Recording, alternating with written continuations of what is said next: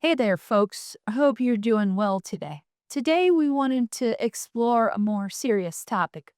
On February 28th, a missile or airstrike hit a girls' school in the city of Manab in Iran. The strike occurred during school hours when many children were inside the classroom.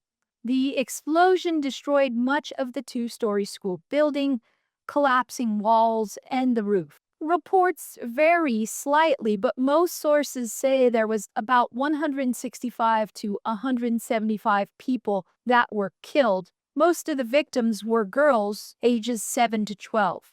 In addition, there was a lot of injured among the casualties. And so this bombing is one of the deadliest single attacks of the conflict so far. But this brings us to the question, who carried out the strike? And this is still disputed and investigations are ongoing. However, evidence is pointing to the US.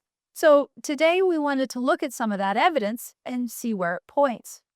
So one of the strongest pieces of evidence comes from commercial satellite imagery taken before and after the bombing. Satellite images show multiple strike craters around the school and nearby buildings, and analysts are saying this pattern looks like precision-guided munitions, not a random missile or accidental explosion. In addition, there were 7 other nearby structures that were also struck in that same operation.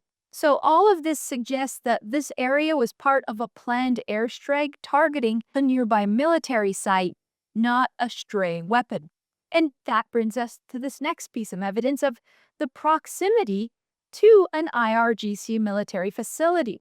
The school was about 600 meters from that military complex, and many believe that complex to be the intended target. And we don't know how true this is, but according to Wikipedia, the school itself had once been the IRGC compound years earlier before being converted into a school. And this is kind of in line with the double tap claim. Witnesses and rescuers reported something particularly controversial.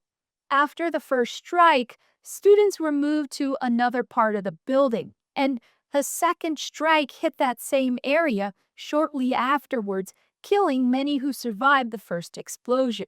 And so this type of follow-up strike, sometimes called a double tap, can be criticized because it can hit survivors or rescuers. And we recently saw it when the US bombed one of the speedboats. But that type of activity would be in line if they thought they were actually bombing a naval compound and not a school. Also, there's some other evidence. When you look at the weapon and damage analysis, a lot of military analysts examining photos and videos of the site say the blast pattern is consistent with modern precision bombs used by advanced air forces.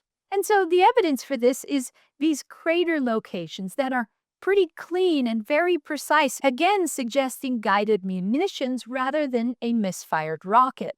And so these type of craters are going to align with the weapons typically used by the US or Israel airstrikes. It's also worth noting the strike happened on the first day of a large US-Israeli airstrike campaign against Iran. The bombing occurred during the same wave of attacks targeting Iranian military infrastructure.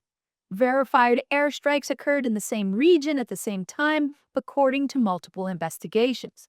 So you combine this timing and then this history of this building once being a military compound, now converted into a school, all of this evidence means to make a pretty strong case. In addition, we have eyewitness and rescue worker testimony describing multiple strikes hitting that school like we talked about in that double tap. And again, this kind of repeated strike pattern has been reported in past air campaigns. And it even goes beyond the eyewitness testimony. There's even some verified videos from the scene that are in line with what people are describing. So despite all the evidence above, several things are still unclear. No government has officially accepted responsibility. The final death toll is still also unknown.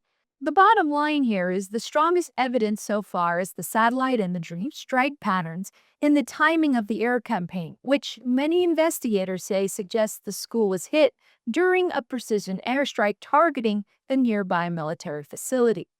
but we'll see if any government accepts responsibility. Did the United States bomb a girls' elementary school in southern Iran on the first day of the war and kill 175 people? In my opinion, based on what I've seen, that was done by Iran. Is that true, Mr. Hickson? It was Iran who did that? We're certainly investigating. Still But investigating. the only side that targets civilians is Iran.